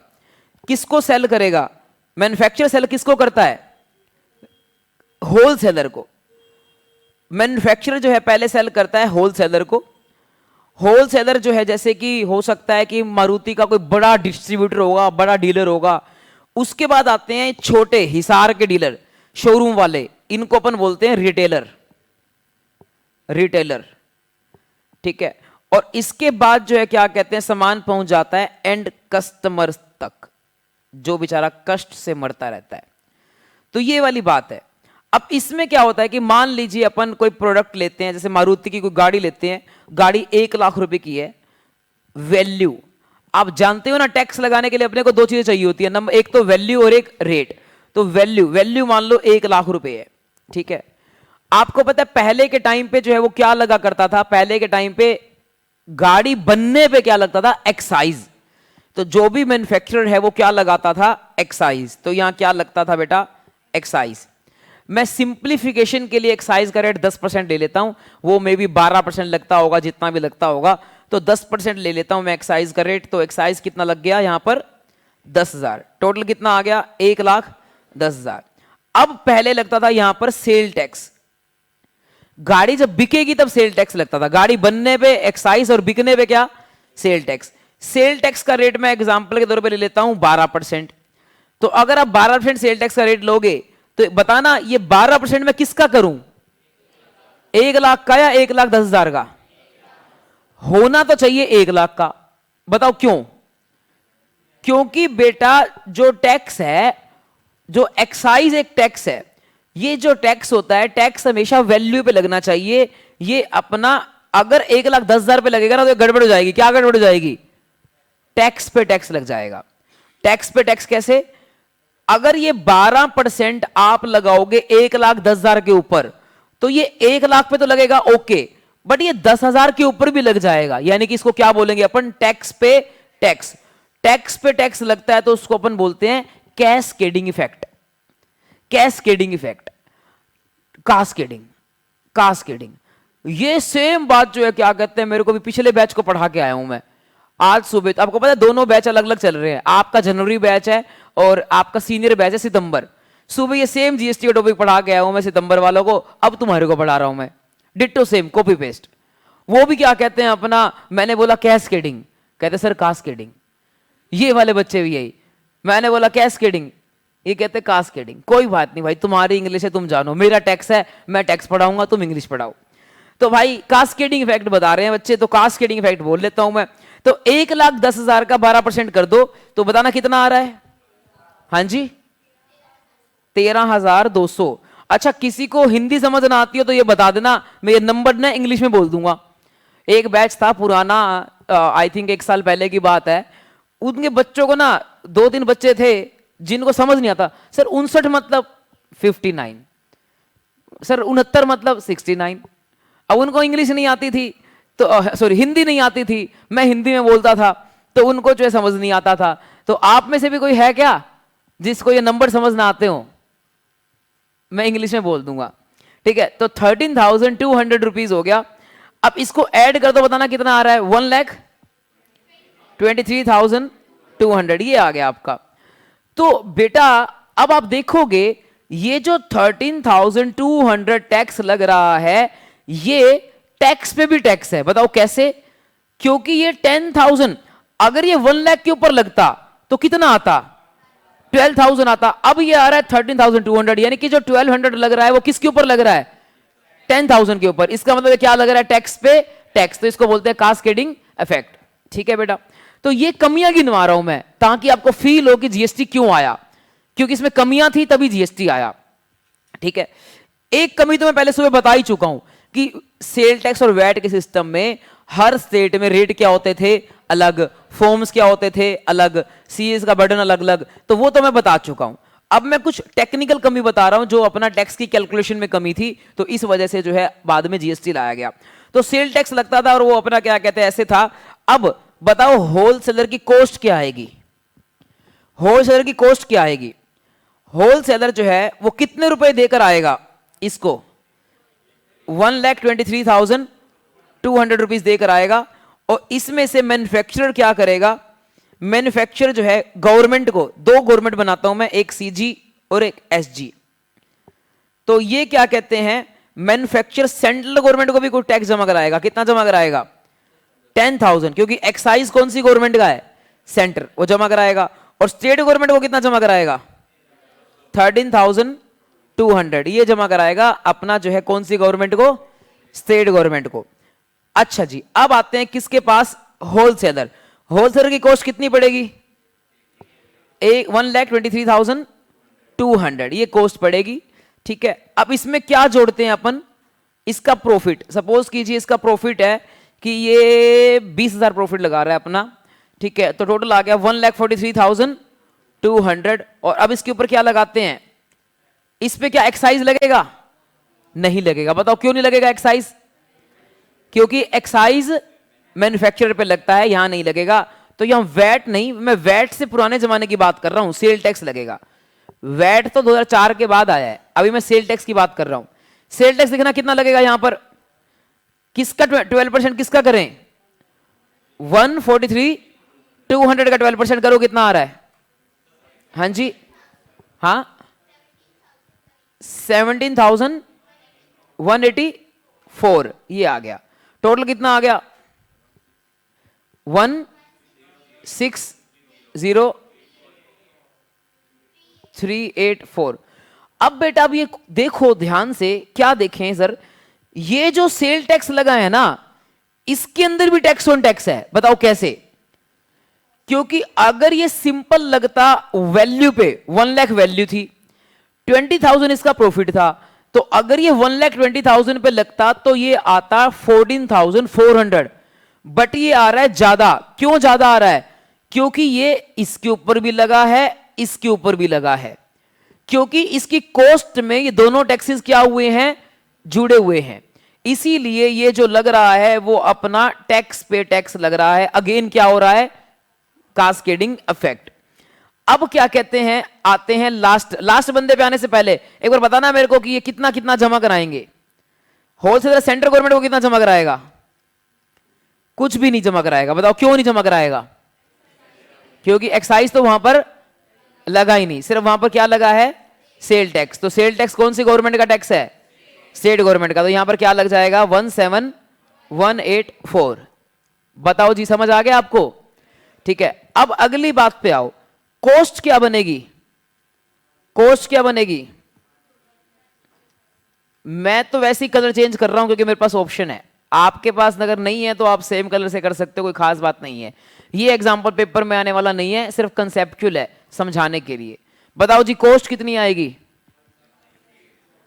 ये आ गई कॉस्ट। इसमें से जो है अपना प्रॉफिट जोड़ दो, ये भी प्रॉफिट जोड़ेगा अपना। 20,000 मान लेता हूं मैं। टोटल कितना आ गया? 18384। अपनी आज क्लास कब तक है? 1:15। ठीक है, 180,384 आ गया। अब इसमें क्या जोड़े? क्या जोड़े? Sale tax. कितना? 12%। कितना बताओ? 21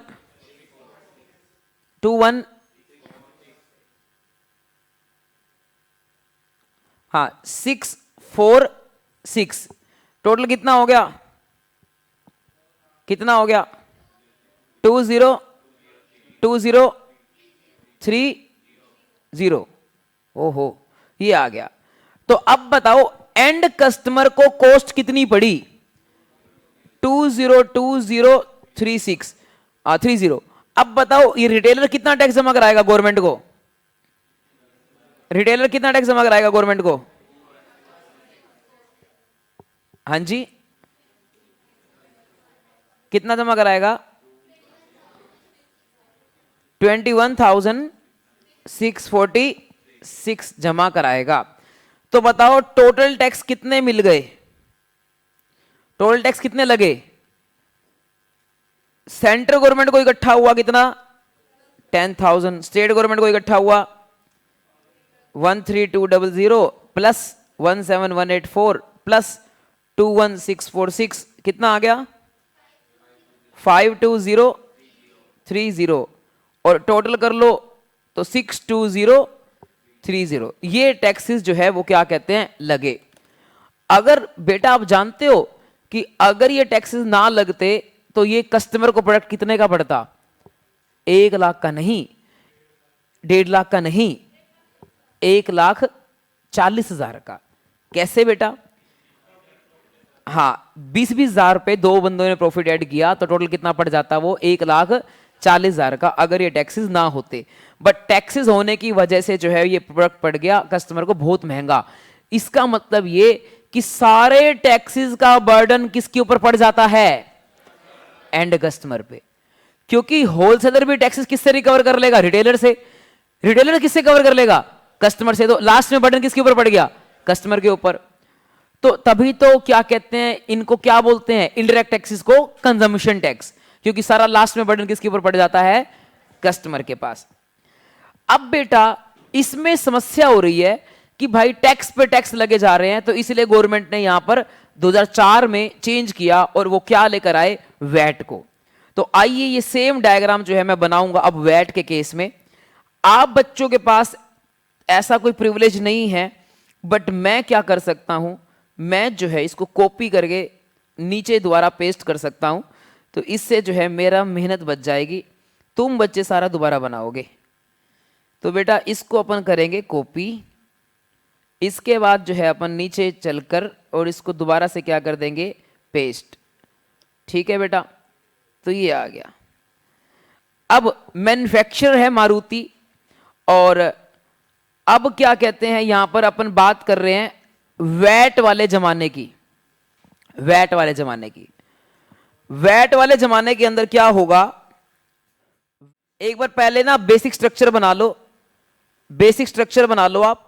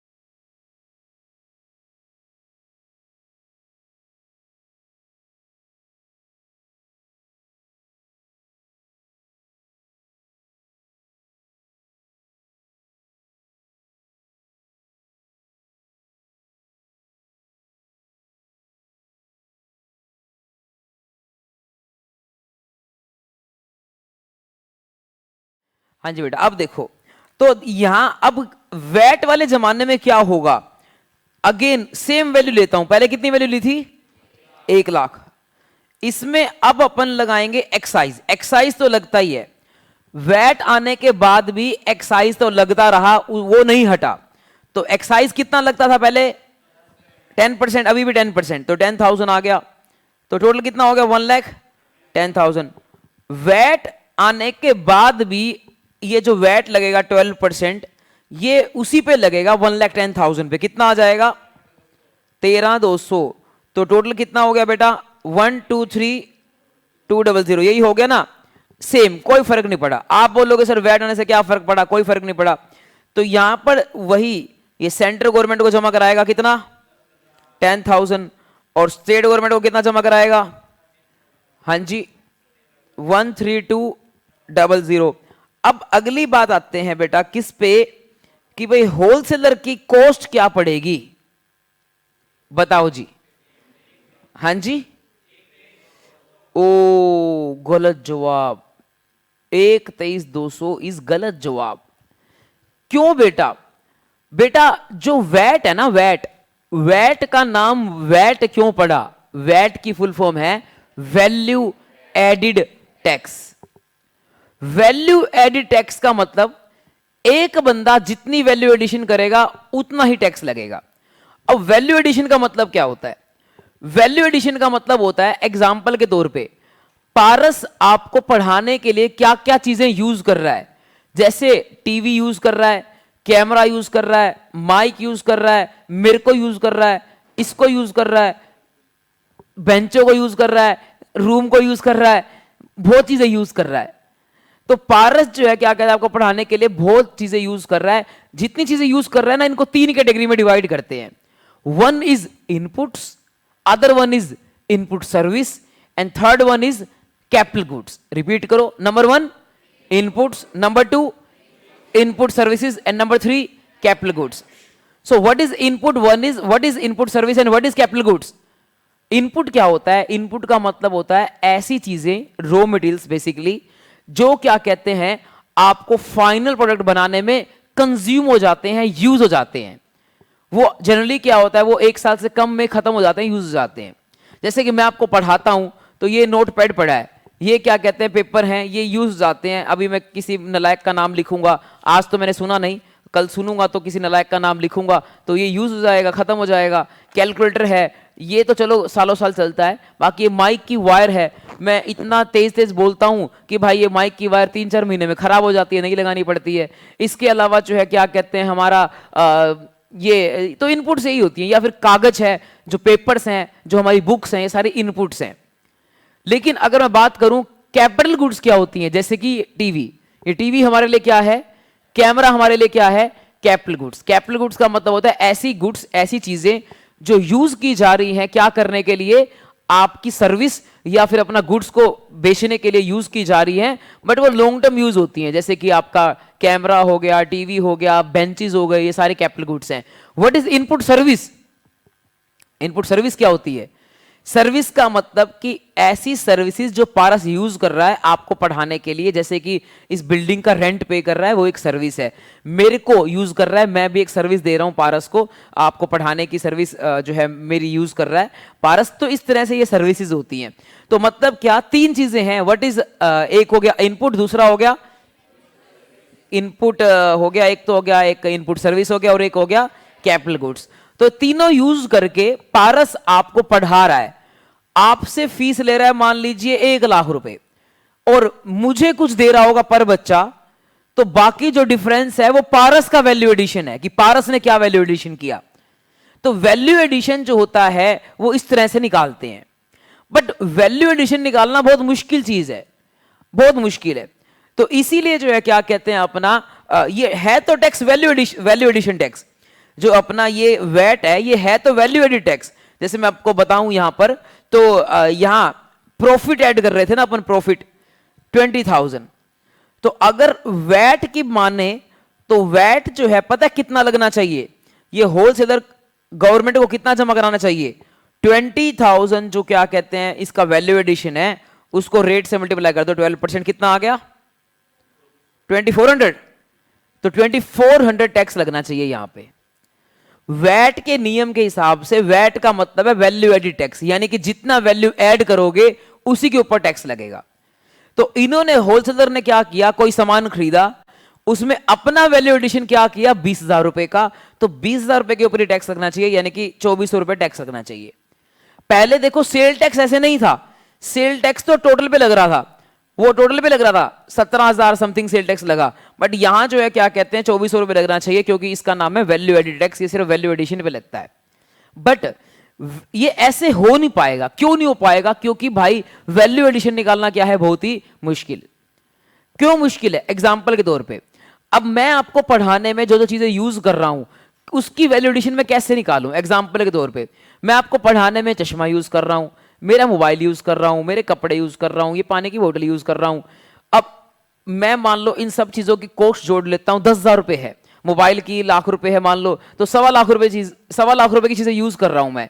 ये 1.25 रुपए में कितने बच्चों पे एलोकेट करूं, ये चीजें तो कम से कम क्या कहते हैं 5 साल चलेंगी, तो 5 साल में कैसे एलोकेट करूं इसको मैं, तो बहुत मुश्किल है हर बच्चे पे एलोकेट कर पाना, तो वैल्यू एडिशन निकालना बहुत मुश्किल है। इसीलिए गवर्नमेंट ने तरीका क्या निकाला, गवर्नमेंट ने तरीका निकाला कि वैल्यू एडिशन पे टैक्स ना लगाओ, लगाना तो वैल्यू एडिशन पे टैक्स है, बट उसका तरीका निकाला। तरीका क्या है, आउटपुट पर टैक्स लगाओ और इनपुट पर जो टैक्स पे करके आए हो उसको माइनस कर दो।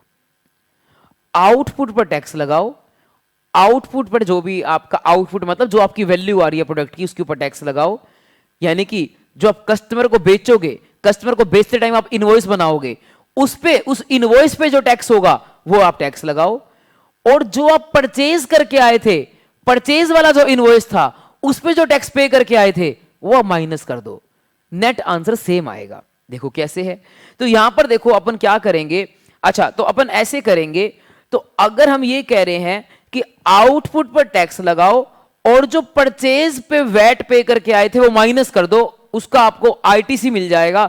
आईटीसी की फुल फॉर्म होती है input tax credit. Input tax credit का मतलब होता है इनपुट, इनपुट का मतलब ये वो चीजें हैं जो खरीद रहे हो आप, जो यूज करने वाले हो, इनपुट।